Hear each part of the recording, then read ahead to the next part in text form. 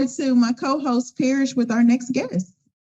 Good. I stayed up last night and I was looking over quite a bit of stuff. So I'm excited to talk to her. Her name is Kathy Snider. She is professor of acting, design, and makeup for HCC's Media, Visual, and Performing COE. Welcome to the big show, Kathy. Thank you. It's great to be here. Great to have you. Now, before we get into what HCC offers our students, I want to begin with some of your professional background. I understand that you've had experience in theaters at Stages and Alley and other major venues. Tell me about that. Yes. As a professional person in theater, I am a costume designer. I've also designed sets, and I'm also a craft master, which is the person in the costume props area that does all the weird stuff like giant masks, dyeing, painting. So it's very close to being an artist is what I do. So I worked as a designer a lot at Stages, Repertory Theater, Unity Theater. I've done sets and costumes for those. And then a craft master at the Houston Grand Opera, the Houston Ballet, the Alley Theater. I used to design for the Houston Children's Festival and the Houston Shakespeare Festival and Revels Houston. So those are all area theaters, and I've done other things but those are the big ones. Well, basically, translation, you're the person that makes it happen. Some of that stuff, yeah. All right, not a problem. Now, what can you tell us about the three avenues that that a theater major at HCC can choose? Well, it used to be just one, but now we have three. We have the performance avenue, which is for actors. And that's what most of our students go into, because when people see theater or movies or whatever, it's acting that attracts them to it in the first place. So we have performance. And then we have the technical side, which is for people who want to be designers or want to working as a backstage or as like a lighting tech or running lights, and also our stage managers. And then we have a generalist degree, which covers a little bit of everything. These are for people who want to be teachers or want to be managers of theaters. It works well for directors as well. Okay. Now, how does research play a part in theater technical design? Sorry, say that again one more time. No, how does research play a part in technical design?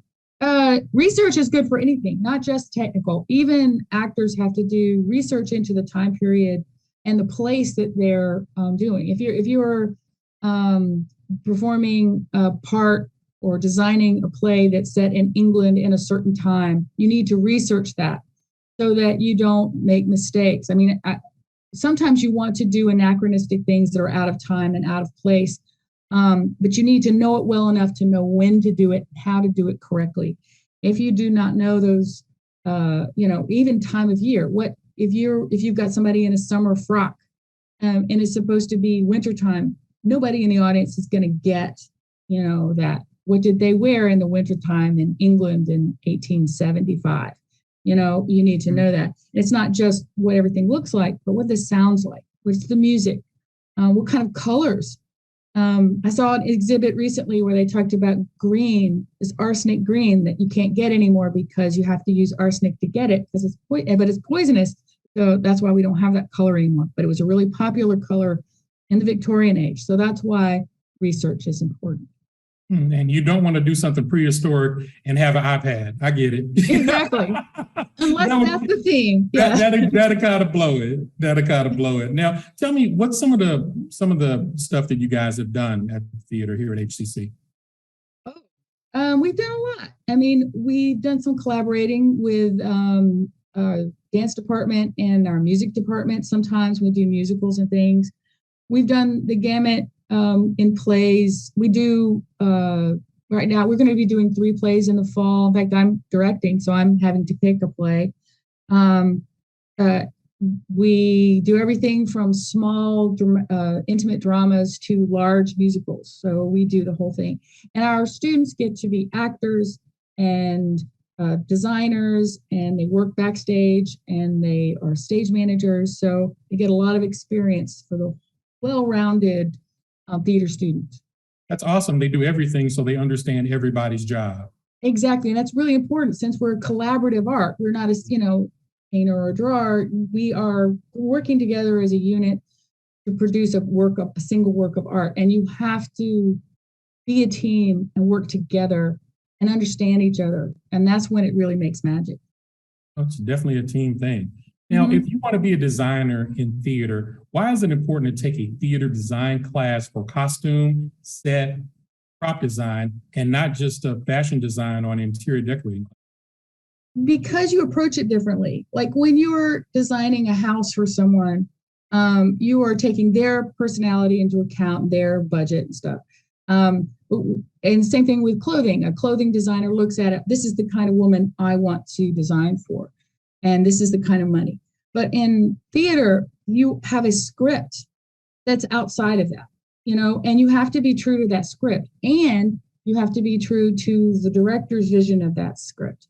And so you're much more constrained, and you're not just doing like women or, interior of a house. You have to do everything.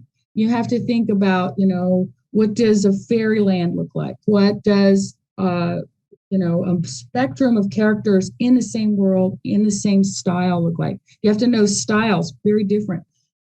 Surrealistic costumes, as opposed to realistic, naturalistic.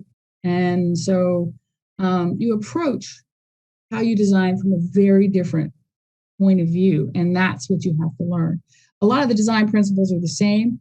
It's how you take those design principles and apply them that's different. Okay. Now, you also said that being a theater major here gives you a better chance to work in most fields of theater production. Why is that? A lot of larger programs, you go in and you are acting, you are design, and you kind of stay that way, and you might have 200 kids, students, auditioning for 5 roles. We're smaller. We're still not tiny, but we're smaller, but we're a larger school. So we are spread out. So the students there might be, like I said, 3 plays.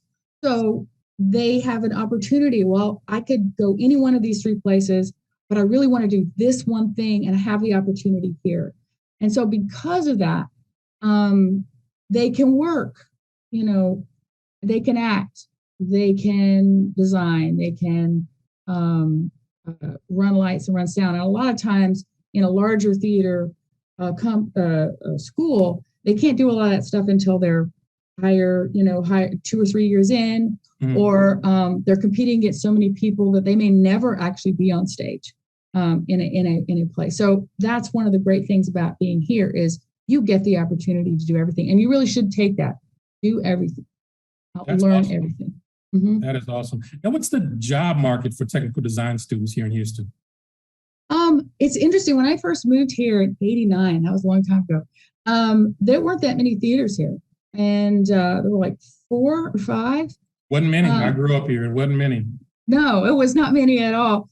And it's gotten the market's gotten much larger. And not a lot of people, most people, like I said, think of acting first, right? And that's what they go into. But there's not as many people going into technical theater. And so there is more of a market for that. And it's not just theater. Learning theater, learning acting and designing and running stuff for theater gets you possibly into other things. You can then take other courses and other places to learn for film, for instance. So it's a jumping off place. Wigs. I mean, I know somebody who does wigs, and she does wigs for all kinds of theaters all over the place. She doesn't just work in one theater. She also works for movies. And I know people that do props for theater, but they also do props for movies. I've done a little bit of television, but not a lot. So it doesn't just keep you in theater. And if you're an actor and you know tech, you're more likely to stay constantly employed between jobs. Gives you another added level of support. Also good. That's great. Just, giving them that base of learning. And you know what? And I think it makes for better actors when people know what everyone's job is. I think they have a better understanding. And I think it works towards cohesiveness as far as keeping people together. Sounds great. How can students sign up for your class? Well, when they sign up for their classes in general, all of our classes are under the DRAM, drama, just leave the A off, the last A. We have, quite a bit of, we have more offerings now than we had also when I started working here, which is great. And I have a new class that I'm doing, I'm very excited about, which is design. And it's the first design class we're teaching here. And it's general design. So you learn the design principles and how to go about designing for the theater. And you do projects in each of costume set, props, light, sound. That is awesome. So a kid can actually stay in Houston and not have to go anywhere else and learn everything they need to know. That's absolutely awesome. I feel so smart. I was doing research for this interview last night, and it just hit me. I said, you know what? I got to hit her with one good question. And I was going to ask you what's the difference between theater and Broadway, and I couldn't hold it. I just had to Google it, and I found out theater is a venue that holds 500 or more. I found out that that's Broadway. Off Broadway is 99 seats to 499 seats, and anything under 99 seats is off Broadway. It also has to do with geographical location. I mean, Broadway is actually a very small area. It's only in Manhattan. Now they do have traveling shows, but it's a very small area, geographically speaking. Yeah, theaters everywhere. Great. Her name is Kathy Snider, Professor of Acting, Design, and Makeup for HCC's Media, Visual, and Performing COE. We'll have her information on our post after the show. Catherine, the next time you guys do something, please give us a call and come on the show. Okay, I will. And I'm doing, like I said, doing one in the fall. Haven't picked it yet. Narrowed it down. When you do, please come by. We'd love to have you. Okay, good. All right. Thank you, Catherine. Hey, bye.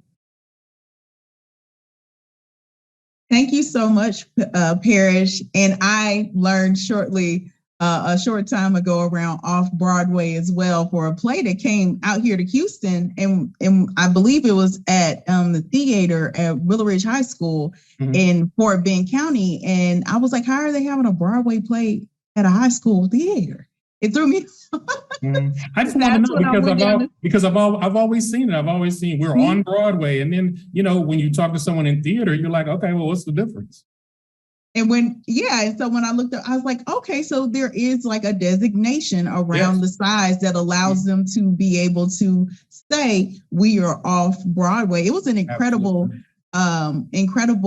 production around a case for reparations where they brought in civil rights, a leader, we posthumously brought in civil rights leader to make the case for reparations. But yeah, we have, those are the opportunities to get exposure to the arts without Broadway prices. So we've had an incredible lineup today around the arts and visual and performing arts and learning. Yeah, I look forward to seeing, what Kathy's students do. Might try to see if we can tape them. That'd be great. I can always use programming. Hey, listen, I think that's an incredible live stream opportunity in a way for people to understand this is what you get at HCC outside of the classroom. You get to work and hone and get exposure in all of the areas that Kathy was saying. I think people forget that are behind the camera and make those things possible.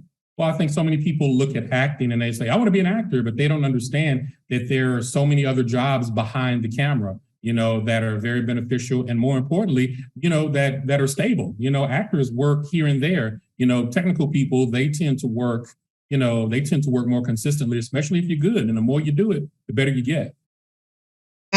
Absolutely. And I think when you look at, and we're going on a tangent, but when you look at what people have to do now who are on camera, they're having to run their own teleprompters. They're having to write their own copy and their own scripts. You can't simply just be a pretty face and hop in front of the camera anymore. There are a lot of skill sets that you may not expect you have to own, and knowing how to shoot your own packages and things of that nature. So I think it's calling for a more well-rounded on-camera talent, regardless if it's theater or television.